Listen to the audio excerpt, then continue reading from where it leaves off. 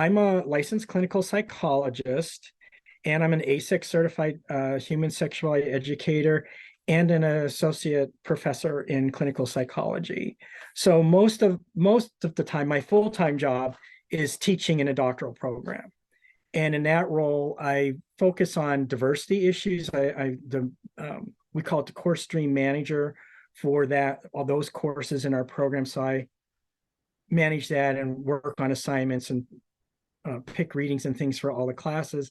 And then I teach electives on human sexuality and gender. So those are the focuses here. Prior to being to school, I would just realize I've been here, it's be my 15th year. Prior to that, I worked in community-based healthcare. So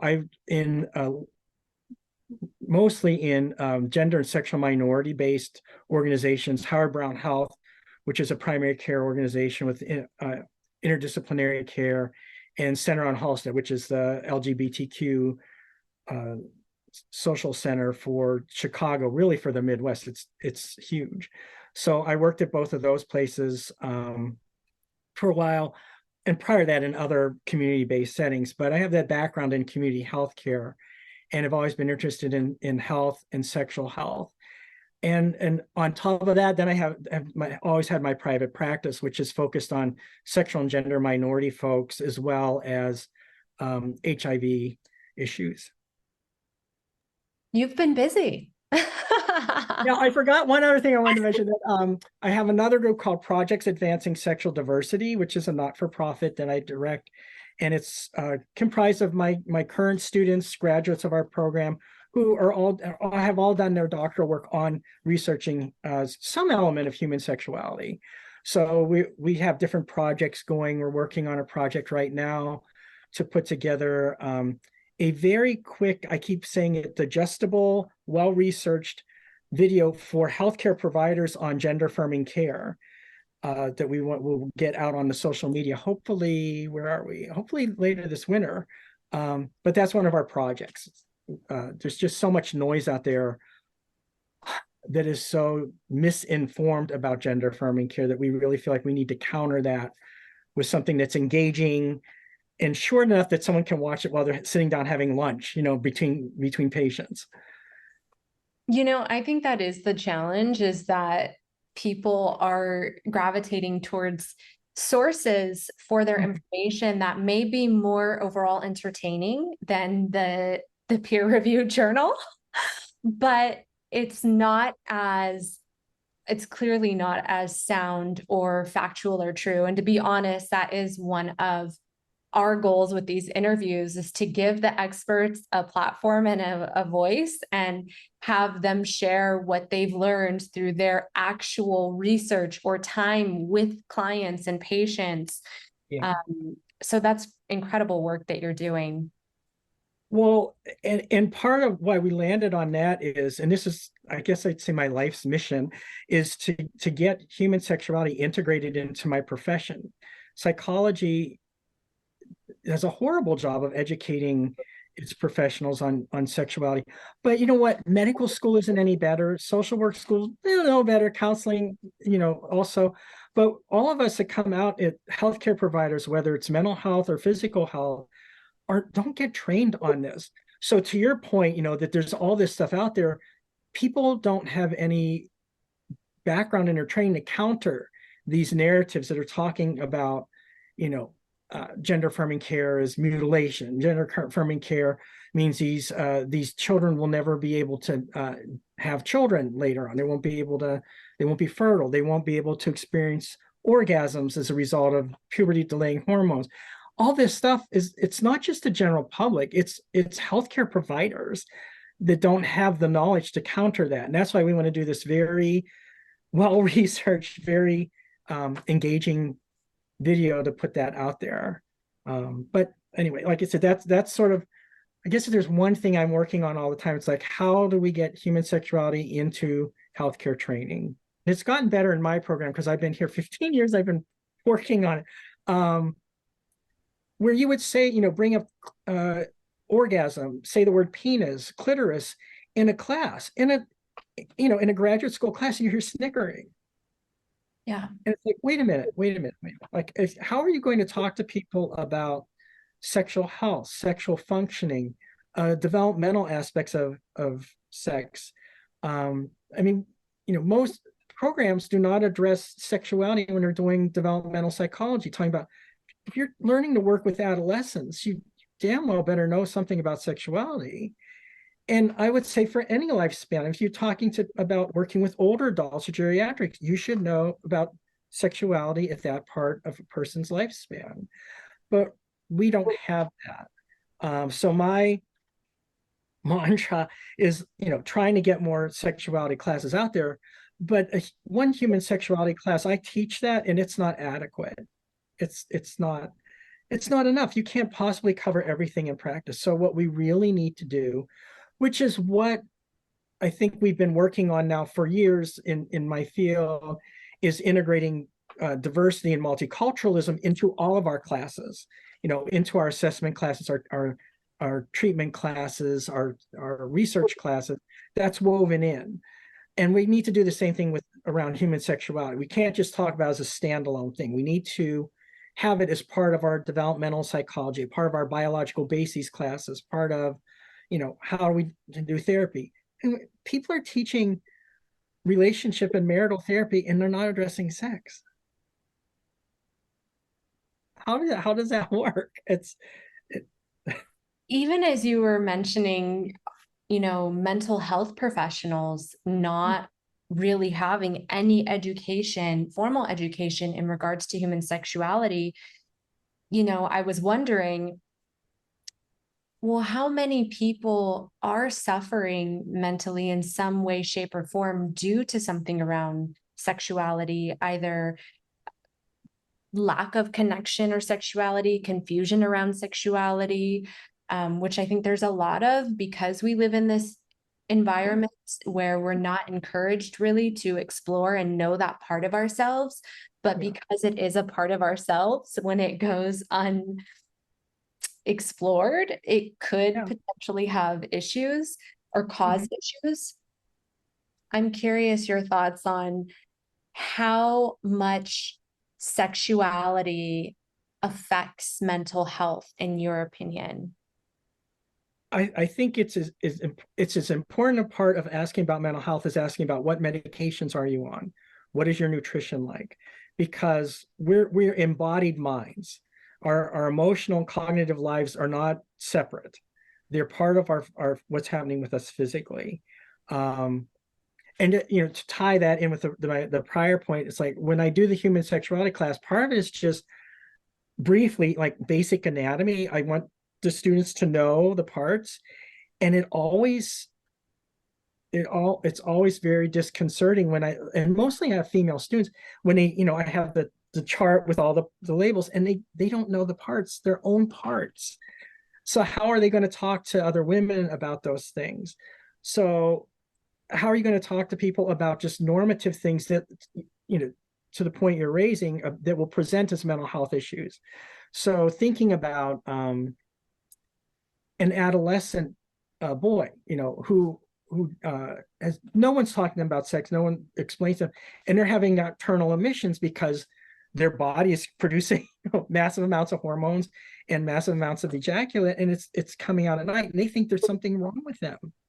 They think, oh my gosh, is there something wrong? Can I talk about this with my parents or someone at school, because is there something, my body's doing something?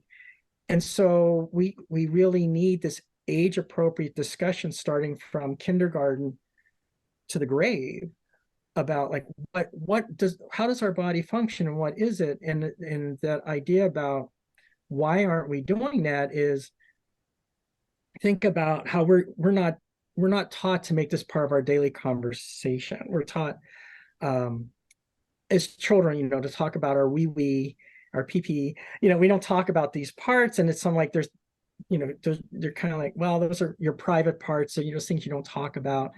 Instead of talking about normative functioning, and then when we do any talking about that, and it's really interesting. I was in high school a long time ago, but when I talked to my students who are in their early 20s, they had the same exact experience, about what education did you get on human sexuality, basically STDs. So they show the scary pictures to say, don't let this happen to you. And then they do the whole pregnancy scare thing. And the way they teach that is they have the boys go off into one auditorium and the girls go off to another auditorium. I wonder if you had that experience, but they separated us. And a lot of my students say, yeah, that's how it was for me. I'm like, you're talking this many years later and they're still doing this in a lot of schools. The girls were shown some video on the menstrual cycle because they were approaching menarche. And I just remember my school, the girls came back into the classroom and we're all like, what was the meeting about? Because they wouldn't tell us. And like, we can't talk about it. We can't. They all look like scared to death. But shouldn't young boys learn about menstruation and how women's bodies work the same way? And shouldn't young girls learn about boys' bodies and men's bodies and how they function instead of this mysteriousness about what they are? And that just begins the cycle of shame. That's where it starts. It's just like from the get-go, it's like we can't talk about these things in open.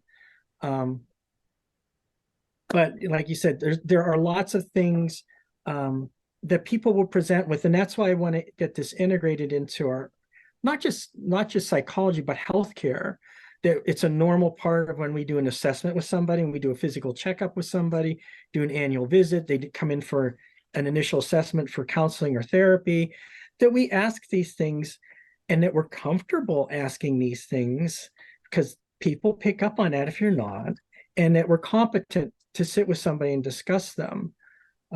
Because it is like I said, it's part of people will present with depression or anxiety.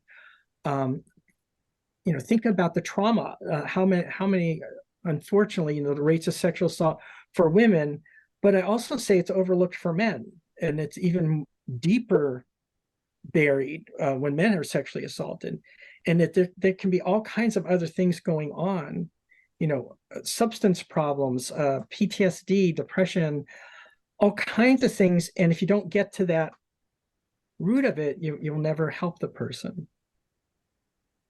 One of the things you really poignantly touched on is the fact that we're not having safe and appropriate discussions around sexuality starting at the right age, which yourself and many others I've interviewed have all stated that it should start in childhood. Yeah. It's interesting because when I look back, I remember my first kind of sex ed class was in 5th grade. And is that the normal time, or is that the... I don't know if that's normal, but I'm smiling because that was exactly the grade where they said the girls are going off to watch this film and the boys will sit in this room and wait for them. 5th grade. I don't know. I mean, sex education in this country is horrendous. I mean, if you get it at all, it's often this, pregnancy, STDs, without any mention, by the way, of gender diversity, sexual orientation diversity, erotic diversity. There's no mention of that. So that right away, if you're even getting that basic education in 5th grade, it's very binary and it's very heteronormative. So if you're not fitting into that mold, you're getting the message right away. Oh, I'm not even in the room. I'm not even, there's not even the stuff that's inadequate doesn't even address me. Yeah, I would say, the only thing I remember of that class, I don't really remember much, is just the basics of anatomy, like this, and this is what it does. But it was very, very basic. And mechanical. Now as an adult, I look back and I'm like, okay, but that's not all it does. but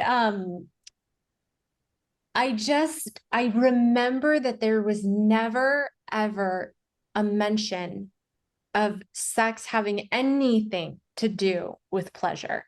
That's what stands out to me. Like the fact that it could be pleasurable, is pleasurable, should be, that was never mentioned at all. I had no concept of why people would even have sex. I'm just curious, jumping back to something you said at the beginning of our call, which is that you've been where you are now for 15 years and teaching.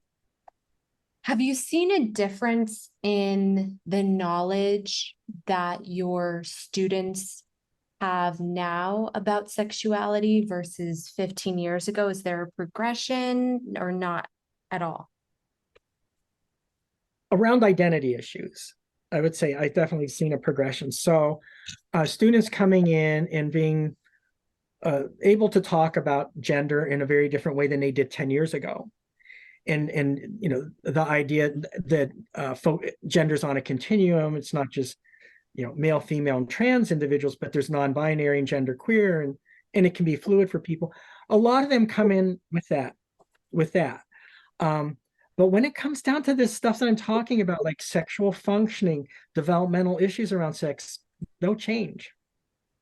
But they are very aware of sort of the socio-political pieces around sex.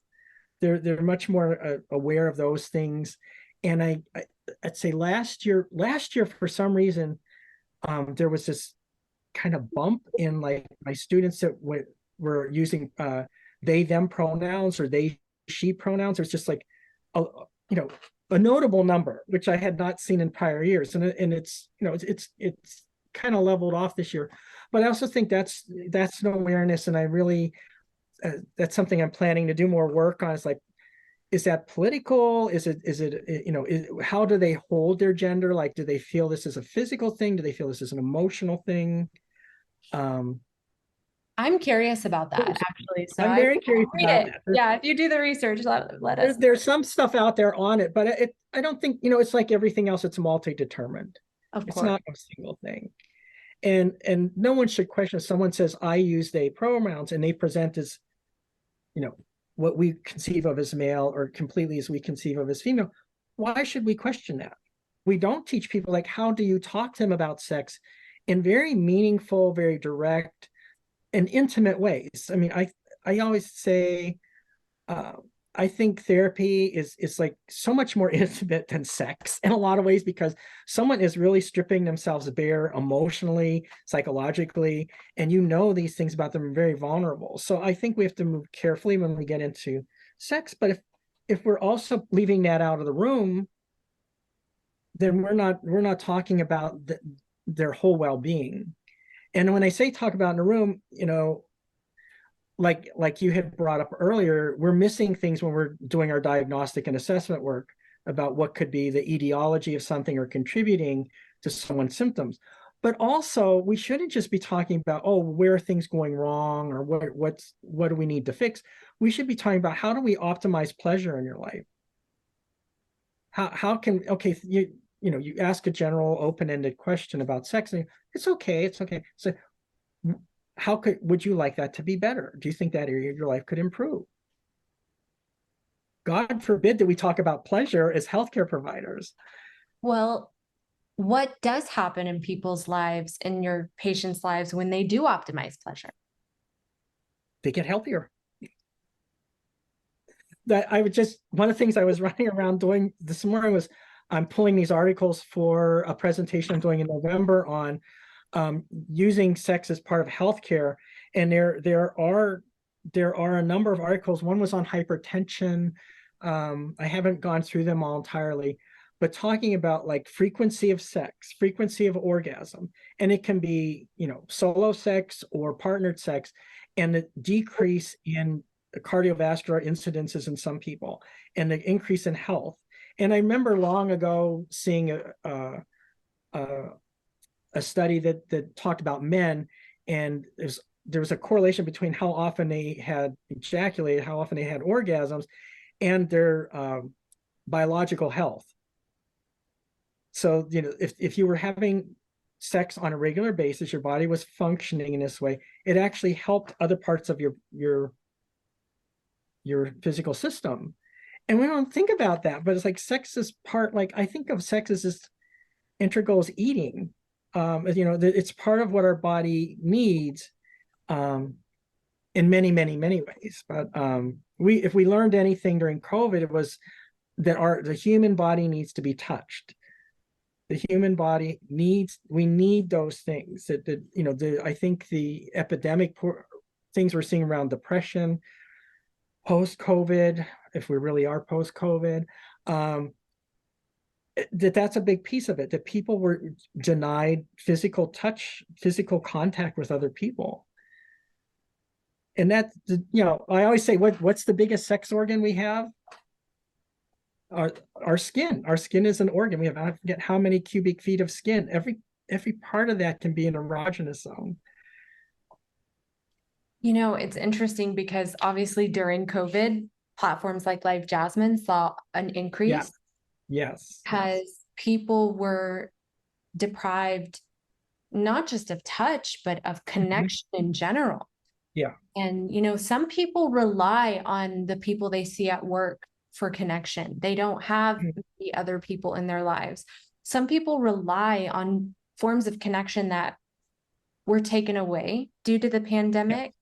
And we saw that they would get on sites like LiveJasmin just to talk to someone. That there were so many members that told me, and the models confirmed, they never saw the model naked. They just wanted to talk to someone. Yeah. Well, we know that's true about sex work in general. Yeah. A lot of people go to, whether, whatever kind of sex work it is, it's like they want that connection with somebody. And I'm finding that, especially in regards to camming, I think it's this flirty, sexy, explicit content that might get someone's interest and in the door, but they stay. I mean, I've interviewed members who have been members of LiveJasmin for 18 years. And oh yeah. And most of the members I interview have been members for a minimum of 5-10 years. That's kind of the average. Okay. And when I ask them what's kept them, it's the conversation every single time. Someone is not going to pay for 15, 20 years for just explicit content because that's free online. They're paying for something deeper. And to your point about what you discussed earlier about therapists sometimes having to do a delicate dance when you're talking about such deep vulnerabilities, it's interesting because I think also part of the reason some of these members spend 15 years talking to one model because when you've had someone see your innermost desires and vulnerabilities and fears or whatever the case is, and they still accept you for them and there's no judgment, I think that bonds people. And yeah. And it, and in some way, think about this, it's I could see a parallel to therapy in that a therapist is therapy should be a safe environment to let some of those veils drop and to reveal some of these things because it's a professional relationship. That's not on the table. That physically that cannot happen. It's not happen. I think we're all very clear, even people that are not novices to therapy aren't clear that I will not be having a physical relationship with my therapist. And if you think about camming, it's like they know they're never going to actually have to physically perform with that person, that they can say these things and share these things because they're not going to have to worry about performing or the actual what would happen if we actually had to go there physically. Makes it a safer zone. And it's really interesting to me that you said 15 years because I think the perception is, like you said, people are drawn to the novelty and the erotic part of these kinds of services, which sure, of course. But if someone's with someone for 15 years, that member isn't just aging 15 years. So is the model is aging 15 years. So it's not like they're saying, oh, I want to trade this, I want to trade this. I want to go look for someone that's like 21 and whatever. So that's really interesting because it's definitely about the relationship, because it was about the novelty because if you want novelty and erotic, one thing that we also noticed about COVID was a lot of people were expanding their sexual repertoire. Were doing, trying camming if they hadn't done that, or the sales of sex toys, as you probably know, went through the roof. I mean, sex toy industry just did booming business during COVID. People starting to explore their parts themselves, starting to talk, and I think part of it was safe because it was all virtual. They could talk to people about being poly or talk about BDSM things or explore those things, you know, in chat rooms and things that they never allowed themselves to do before. And so I think that there was something, you know, that came out. I think people kind of got space because they weren't in that continual cycle of being reinforced about these are things that are normal, you know, talking to people at work, talking to people at school, and having so much time with yourself to start thinking, well, do I have attractions to other genders? Is every part of me really male or female? And allowing some of that to open up. So it's been an interesting time, you know, be exploring these things. I love that word explore, because if there's, I mean, there's a few things that I really hope people get from these interviews, but if there's one big one, it's permission to explore themselves. Because I don't think that we really are given that permission in society, not even just sexually, but that is a definite area that we are not encouraged. In fact, we're encouraged to not explore unless it's under these very specific parameters that society is comfortable with. Yeah, I hope that people find the permission to explore themselves and to fully know themselves, because I interview members sometimes that had a fantasy and no partner ever wanted to explore it with them or act it out. They acted it out with a model and then realized that they actually aren't into it themselves, but they needed the opportunity to just explore it and to go there. Well, I also think if you do any behavior, then all of a sudden, like, you're identified as part of some group. And it's not like you can just explore and say, I'm just trying this on for size. You know, I think that goes back to this stuff about, you know, gender and working with youth. It's like, let them explore. That's really the big word for me about like youth and the gender issues. Like, give them a safe space to explore in and mirror back what they're telling you who they are, but don't prescribe to them. Don't say, well, that must mean that you're going to have hormones, or that must mean you're going to have surgery. We don't know. Maybe they're just exploring. Maybe they're just, you know, they don't want to enact a typical male or female gender. Maybe they're just a boy that likes to paint their fingernails. That doesn't mean that they're necessarily going to be transgender. You know, we don't allow people that room because I think it's human nature that we need to categorize people, and we need to put a label on them. And so if someone's doing something coloring outside the lines, then we need to figure out who are they and what are they, instead of just saying, well, they're coloring outside the lines. So what? You know, do we have to categorize them right away, or at all? Yeah, we're still uncomfortable with human beings being multidimensional and multifaceted. We like human beings to fit into every box. I hope we slowly move out of that. And to be fair, I think that we are slowly realizing that people are not this or that. Sometimes they are, but not every time. No, I say this to my students when we're exploring all these kinds of things in our diversity classes is, it's not to fault people for wanting to do that. It's our brains are wired to do that. If you think about how many bits of information you're confronted with just in an hour of a day, if your brain did not automatically start sorting those out and making sense of them and compartmentalizing them, you could not function. And so when you know, we have schematas in our head. So when you look at a person, our brain goes male, female. You know, it just does that. And so it's really retraining yourself to think about, oh, there's a spectrum, there's a range in this sort of stuff.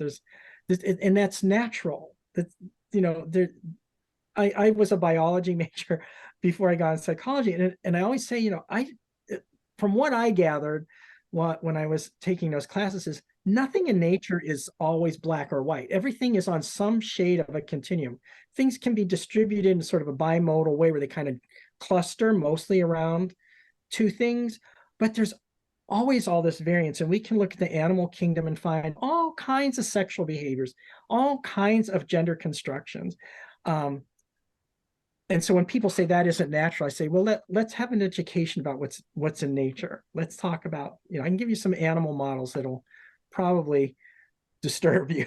And that's funny. One of the things I really like about what you said a moment ago is, first and foremost, the understanding that people are multifaceted and there is a continuum, but also that we have to understand that our brains naturally organize things. And so when we see something, we're like, okay, this is that and this is that.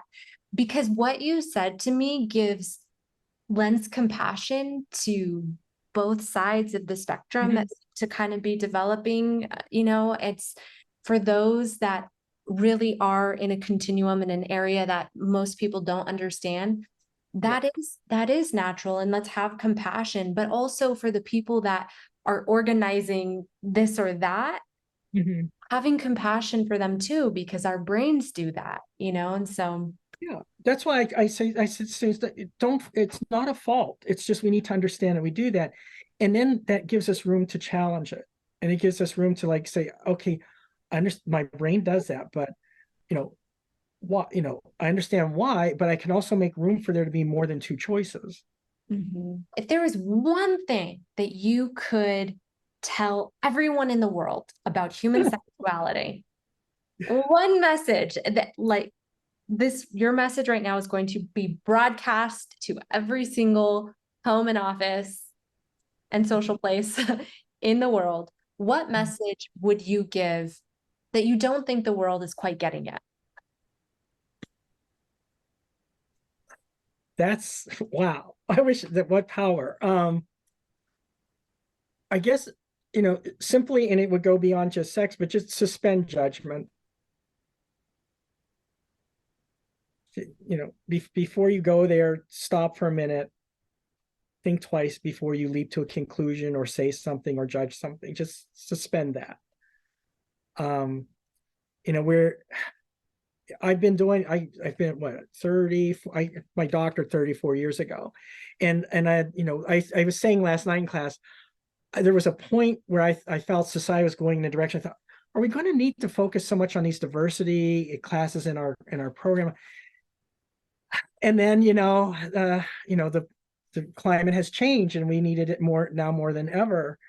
Um, but this idea that just that there's no grace for other people, regardless of anything. It's like regardless of how their gender or their sex or what their sexual construction is or their race or any of the other things. Like we just need to like go, it's okay. You don't have to fit my models. It doesn't threaten me. It's not going to hurt me if you're different.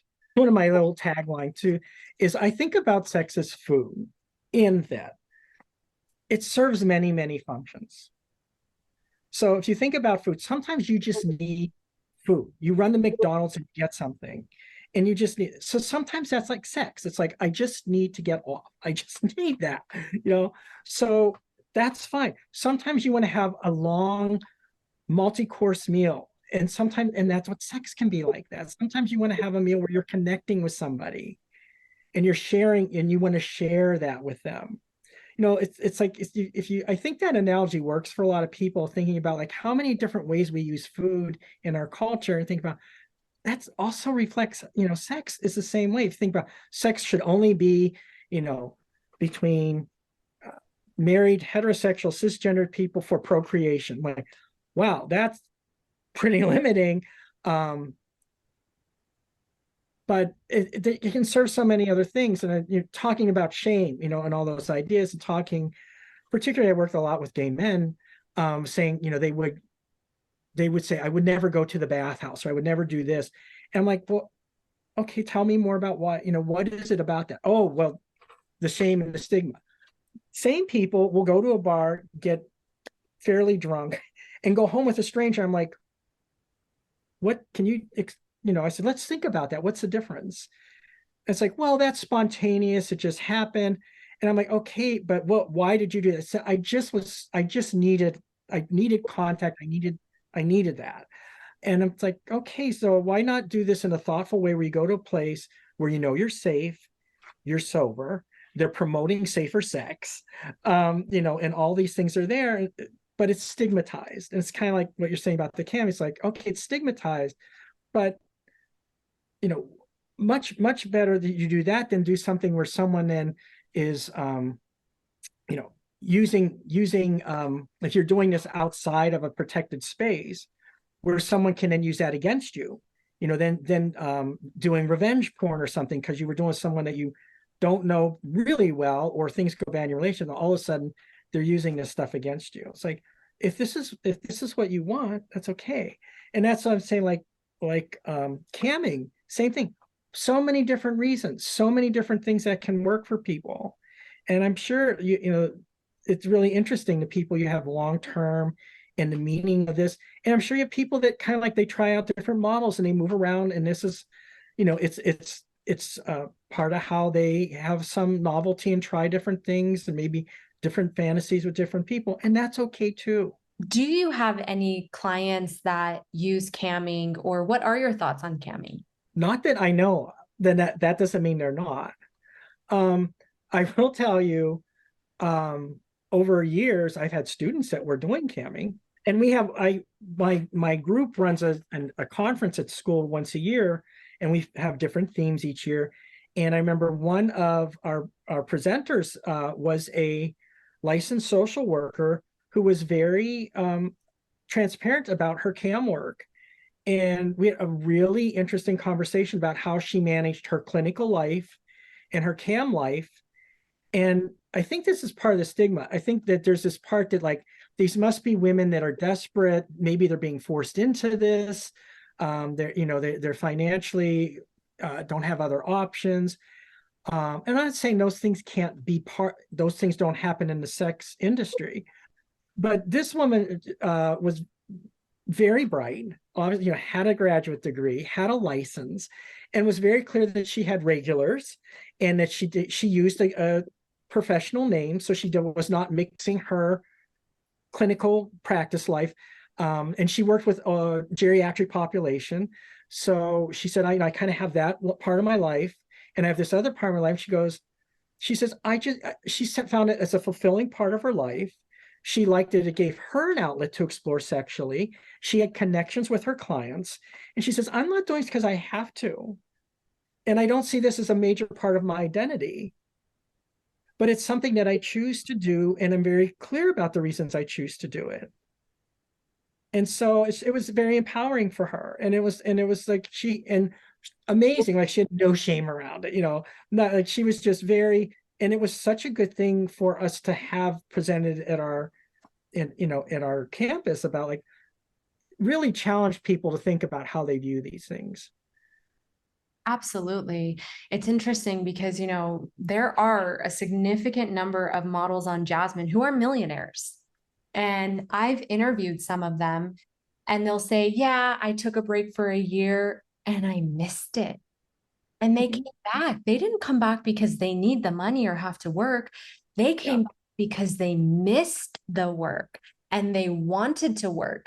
And that's something else that I wish people understood more, because I hear it a lot, that a lot of people, their initial thought is that these women are doing it because they have to, and they actually don't want to. It was a last resort option. And like you mentioned, while of course that happens, I've interviewed so many women. Like, there are women that enjoy being seductresses, okay? Believe it or not, there are women that enjoy owning their sexuality and helping others own theirs. It's true.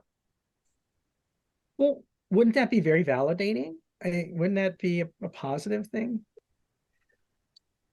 Um, it's interesting that I don't think male male performers, you know, whether it be in pornography or camera, I have encounter any of this kind of stigma. That's my impression. I could be very wrong about that, but I don't think anyone shames them. It's like, oh wow, you're the man, and you can, you know, wow, you're really, you know, showing it off. It's there still is this very puritanical view about, you know, women up to a point can be sexual, but then beyond that, it's still very true. You know, if you talk to someone and ask them how many sexual partners they've had in a lifetime, and they say pick a number, 20, and they're male, they're like, well, if it's a woman, they go, And it's like, what is that about? I mean, and I get that across, I don't care if you're Republican, liberal, progressive, whatever, same reaction. It's sort of like woven into our DNA. Like if a woman is like really sexually positive and really sexually even aggressive and owns that, it's like, oh dear, what's that about? But for men, it's like, wow, okay, you're a stud. You're really out there. We still have that in our DNA somehow, and that's I don't know what will work that out. I think it's just continually challenging it, continue to see the examples where women are healthy around these things. One of my students a couple years ago did her dissertation on sugar babies.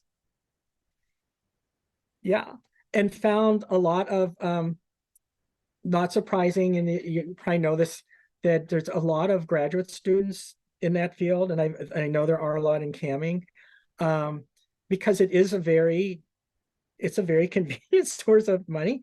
But also in the sugar baby thing, I'd say, and I don't know if this would apply to your area, but also they were doing it for professional growth, that they were meeting these older gentlemen that had connections, and they were mentoring them professionally, like how to go into business and how to do these things. And it was, and a lot of them said same thing you were saying, said a lot of times sex wasn't part of it was part of the original agreement, but they weren't really very sexual relationships. It wasn't like they were having sex, and it wasn't like transactional sex. It wasn't like, you perform this act and I pay you this money. It was more like, I support you, I'll pay your rent, or I'll help you with tuition. And it was about the relationship. But for the woman, it was also like she was enjoying it. She was also seeing this as part of her development.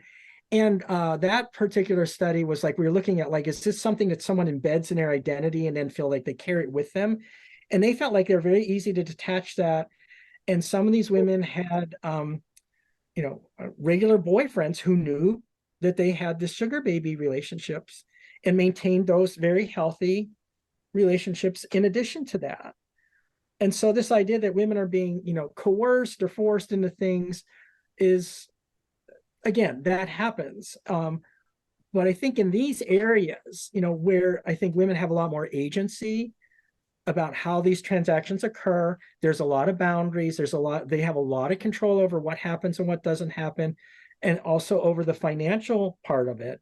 It's a much safer way for them to explore this area. Absolutely. And to your point, I have interviewed models who tell me they have regulars, well-known, powerful CEOs that are their regulars, will take them private. So now they are paying them by the minute and teaching them how to build up their business. Yeah. Teaching them how to save and invest their money. And I'm like, wait a minute. So you get paid to learn and to get, and they're like, yeah. Or some of them, their members will teach them English or another language. Or some of them, the members will teach them whatever it is, real estate business. I've interviewed members who do something similar. And the ability to give something like that to someone is so fulfilling and validating for them. Yes. That it is more valuable than any sexual exchange. They feel fulfilled and validated in being able to help this person's life move forward. There's in Erickson development, there's a stage about generativity, about like, how do we nurture other people and bring up people behind us. And I'm guessing, maybe not in all these cases, but I bet a lot of these men are probably older, not 20-year-olds or 30-year-olds, maybe a little older, middle-aged, older. And that's actually a developmental need, is to create this generativity that you're actually, whether you do that through teaching or mentoring or raising your own children or whatever, it is a human need. Absolutely. Yeah. Fascinating. Yeah. So when we think about how, we can draw this line of sex through just about anything, I really think we can. It connects everything. I'm curious, what are some very key aspects of human sexuality that you think are misunderstood or misrepresented by society? A big one, I would say, is this idea about monogamy. That there's very good research, anthropological research, that as humans, we are really not built for lifelong monogamy. And when I talk to people about that monogamy, and they're like, "Well, I'm monogamous, I'm monogamous," I say, "Okay, for your entire life, we're not swans. We're not waiting for life." So most people, the vast majority of people, practice serial monogamy, that they're with one person, and so they can say, "I'm monogamous, but I've had 30 different people in my life." I'm like, okay, that's fine. No, but that's not lifelong monogamy. And so I think when we open up this idea about people have sexual needs and they cannot all be gratified by one person for 50 years. The idea that people have other sexual needs, and that's also something that could be met through camming or other things. Like, there's lots of ways these things can be explored. We're back to that word, explored. There's lots of ways these things can be explored. But the idea, if you just think about it, people kind of laugh. They go, one person's going to fulfill all of your needs for 40, 50 years of your life. I'm like, I don't think so. I just don't think so. I'm smiling because it's like ruining Christmas. Some people out there are going to be like, what? You know what I mean? But it's true. And the example you gave is brilliant, that you're right. Many of us claim we're so monogamous, but we've had several partners. And you're right. That actually isn't true monogamy. You haven't stayed with that person. Maybe you only saw them when you were together, but that's not like what swans do, like you said. Yeah. And no, I mean, you didn't really ruin Christmas, but I'm sure, a lot of people do struggle with this idea that we're actually, as human beings, not naturally monogamous, though we can choose to practice it. It's not necessarily how we're wired. And there's really sound science that shows that. One of the studies we did was on consensual non-monogamy in heterosexual cisgender people. And she found that the people that were practicing consensual non-monogamy compared to the people that said they were monogamous, but we actually found they weren't so monogamous, had higher levels of trust and communication. The people that were practicing consensual non-monogamy had higher levels of trust and better communication. Now, I don't think that's because they're consensually non-monogamous. I think they're able to be consensually non-monogamous because they've built trust and are able to communicate their needs with each other, which kind of goes back to what we started with, is talking about this shame about even talking to your intimate partner about, this is what I need, or this is what I like.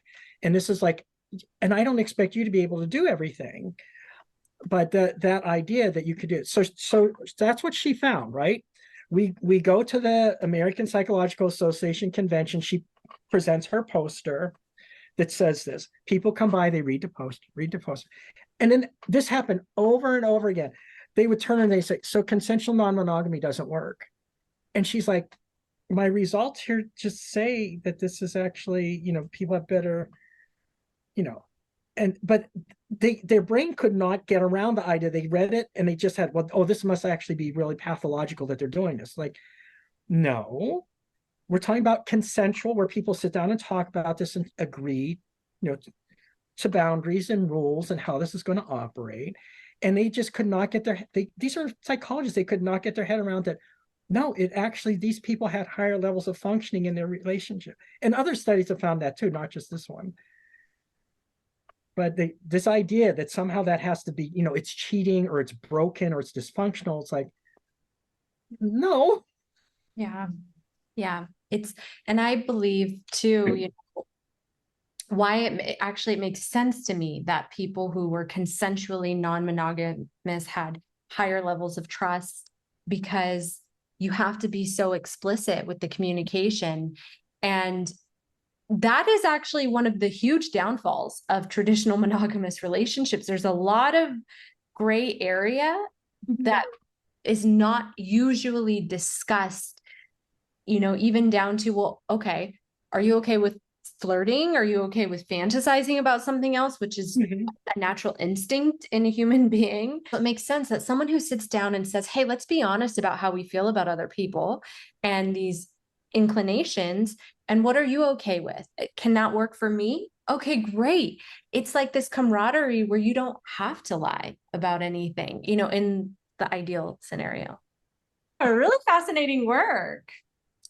Like I said, it's infinitely interesting.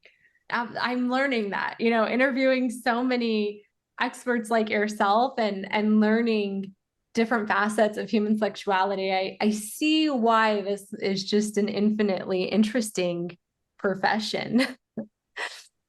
Yeah, and it's so needed. I mean, everyone that's doing work in this area from so many different angles, it's so necessary. Speaking of needed, what are our next steps culturally in laying a foundation for a more sexually well society? I see sexuality issues and social justice like intertwined. And so if we work for a more just world and think about that, like issues around gender equity, issues around gender diversity, issues around reproductive freedom, issues around expression, the fact that we still penalize, consensual sex work, all those, it's a victimless crime, but we stigmatize and give people records for their life. All of those kinds of things. I think, to go for the broadest areas, like just this working towards social justice, period, is part of that. And raising our children with that in mind is that, there are many ways of being and experiencing and doing things in the world that are all valid. And that, and like you said, it's like, we don't need to, why are we in other people's bedrooms? Why are we, what, unless someone's being hurt, why do we need to intrude and have these rules and laws on all those things? I'm a big fan of people minding their business when no one's being hurt. Yeah. Well, thank you so much. I really enjoyed this interview. No, this was fun. I always enjoy having the opportunities to like go into these things, because it also helps me sort of organize my thoughts. I don't get to talk these out loud all the time. I'm glad. Yeah. And it was really insightful. And I think it's particularly in this field, we need to get out of our little boxes, like not just staying in academics or being professional, or the sex work world or the whatever world. We all need to work together. We don't need those boundaries. I love that.